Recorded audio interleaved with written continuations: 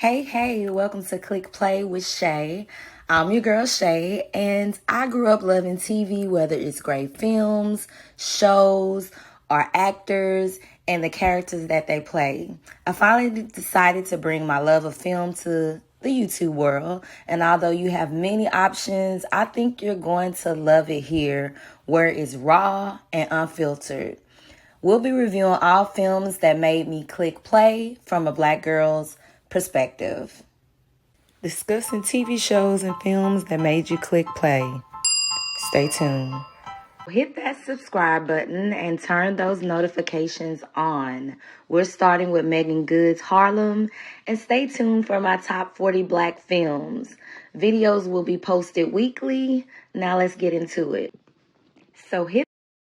Megan Good's Harlem brings comedy and drama to dating in the 21st century in Harlem, and the series really captures serious topics in, I think, a really funny way, and opens up with each episode by comparing to old traditions and things that we were taught, like addressing that fairy tale that we're sold as little girls that many aspire to reach. And sometimes it's just unrealistically. Harlem has some great actors in this lineup, with a couple of legends like Whoopi Goldberg and Jasmine Guy, and several breakout stars like Grace from Empire and Tyler Lepley from Tyler Perry.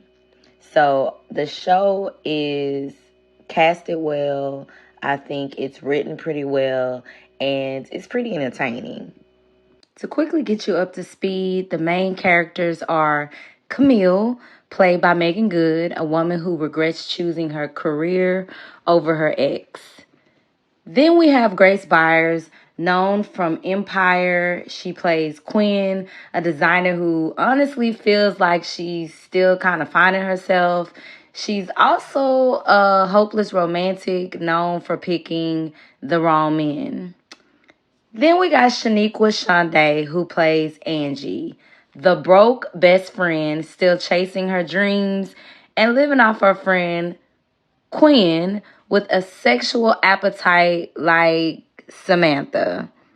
Then we have Jerry, who plays Ty, a successful dating app creator with these real boss-like vibes and a confidence that actually gets her in trouble quite often. Also, Tyler, who plays Ian, and you know him from The Haves and the Have-Nots. He was Candace's sister. He's playing Camille's ex in this series, and they have some amazing chemistry, y'all, that cannot be denied. Finally, you have Professor, played by Whoopi Goldberg, Camille's new boss, who she completely turns off from the jump. And I don't really know if it's tough love versus she might really hate our girl Camille here. Now that we know the key players, let's catch up with the highlights so you can be prepared for season 2.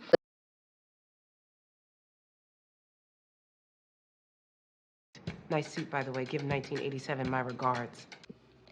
Listen, Ty is a boss, okay? And you're not about to tell me otherwise. When she let this man have it, for assuming, for one, the worth of her company and who she was, she let him know, like, no, I am the CEO. I am the HBIC, okay? She's confident. She knows her worth, whether you agree with it or not. And I honestly think a lot of women need to take note. Confidence is key. We always selling ourselves short when it comes to our business or, the things that we're gifted at doing. And we need to learn how to shine and know our worth like Ty do. One of the main themes around season 1 is Camille's storyline, which is her greatest regret. And this is a scene where she's seeing Ian for the first time in, I'm guessing, several years. And unlike most storylines where the man leaves, she is the one who actually chooses her career over him. So this is something that she's always going to regret. And, I wonder if do you have something in the past where you think about where you dated, like there's something you regret? I know for me personally, Anybody I ever left, that was the best thing I ever did. So I can't relate. Maybe you can. Drop it in the comments.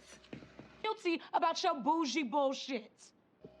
Okay, here our broke best friend, Angie, go. The fact that she feels entitled to her friend's money, a place to stay, whether she has a trust fund or not, is hilarious and delusional to me. She is in complete denial for her dreams. And although, yes, I totally believe go for your dreams. But she does need to be able to support herself, which to me shows a lack of immaturity and how her friend has enabled her over the years. Any friends like this? Quinn's mom, played by Jasmine Guy. Oh my gosh, y'all, the way she be handling Quinn. And you really initially don't understand it, but they kind of reveal the reason why later on. But yeah, she handles the mess out of Quinn when Quinn comes to her seeking help. And I just want to note here, though, like our girl, Jasmine, and I've kind of noticed it for a couple of years now, she's not aging very well. Okay, focus. In this scene, Ty is getting broken up with instead of as she planned, and it is really funny because the stud straight gets her with her own moves, and Ty is so used to being the boss and in control, and she says when. And so the fact that this girl does it to her makes the scene so funny. Ian and Camille finally see each other and have a real chat. And as usual, sparks fly, y'all. Their chemistry is really off the chain. I feel like they're a really good match. Like low key, like let me find out match. They have a magical kiss and they really almost get caught, which I'm honestly wondering if the chick knew as she's looking through the door or if she just happened to pop up, because it's just kind of odd. You'll notice that she seems to pop up right when they're into each other. So I think she kind of maybe knows something in the background, and maybe that's something they'll explore in season 2.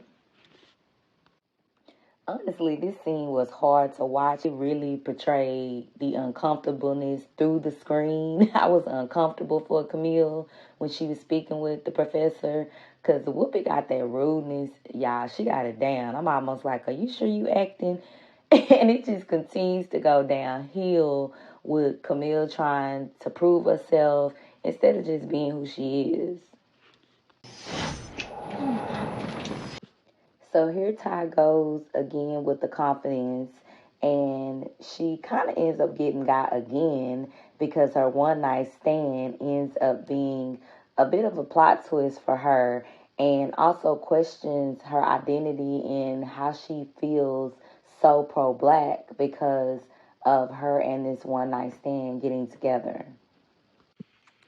Angie and the Uber driver. Angie finds this mysterious man that she connects with, who is the Uber driver, and they have a good chemistry, only to find out that he basically lives in his car. What did you think about her response to him? Was she valid based on her lifestyle and knowing how Angie lives? What's your thoughts? I ain't gonna lie, this is probably my favorite scene when they twerk off the word nigga. Okay, so, oh my gosh, I know we shouldn't be using it like that, but the way they responded literally cracked me up. What was your take on it? Were you offended? Thought it funny? I kind of thought it was their way to bring the word up and how it's overly used, and but try to address it in a light, funny way. So it wasn't offensive to me more than it was funny. Now, this scene right here, I chose it because it did what it was supposed to do, which was piss me off. I felt that this scene in the barbershop was ridiculous. And mind you, in today's black rap music, we have men who repeatedly degrade women. So this isn't new or really, I guess I'll say surprising. but doesn't mean that we as women should be okay with it. I turn them sons off because some of them get way too out of hand, pretty much like he did in his barbershop. And this should show women who are dating these men to be careful because of the kind of things these men are going around saying after the fact. But when Ty walks out, yes, I was here for it. Okay, finally, Camille lets loose. Baby, yes. Only to find out how they met is it's a little creepy, maybe a little stalkerish. But is it really stalking when you like him and he fine? I think not.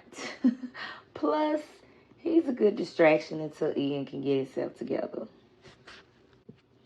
Here Queen goes again. As I mentioned earlier, she is notorious for picking unavailable men or being catfish. And now she has met a stripper and he's living with his grandmama with a whole kid. So Queen basically knows how to pick them. And I really hope she get it together because she's a little bit lost when it comes to the dating scene.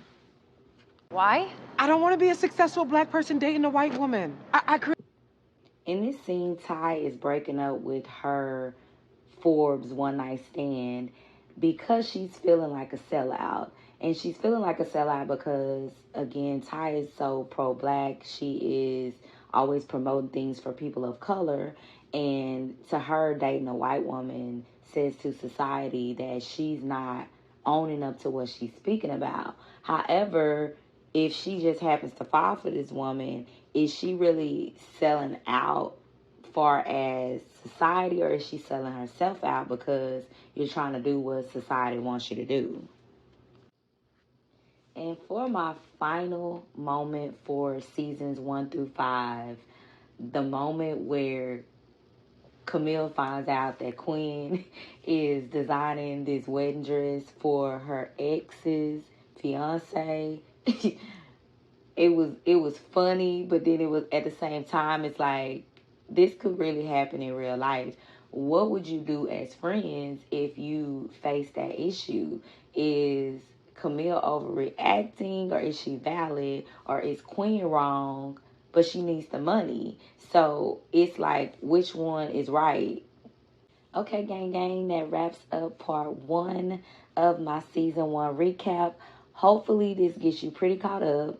And girl, let me know what you're thinking about Good's new show. Is it a hit or not? Cut your notification bell on and comment. And do not forget to subscribe. Make sure you share with friends.